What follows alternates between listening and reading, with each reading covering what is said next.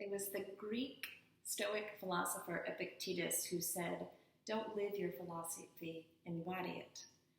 One thing about being somebody who's highly experiential is that this is what gives us the wisdom to truly begin to understand our knowledge and vice versa.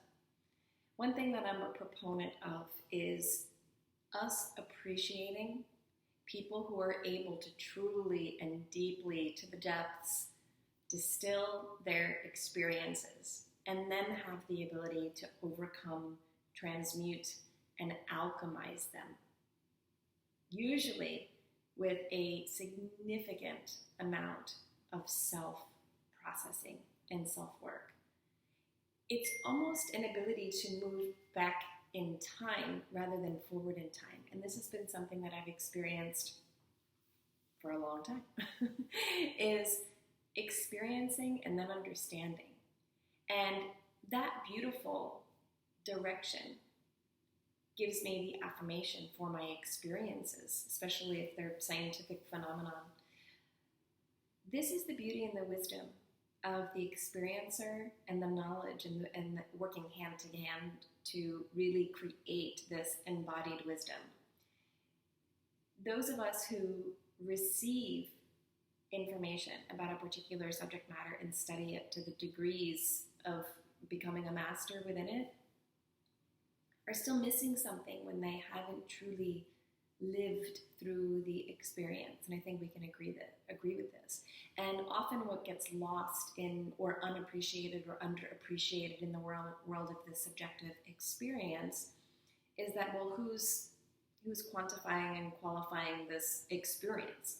Sometimes many thousands, millions of us have some experience that may not be scientifically documented. And sometimes it's just obvious that it is.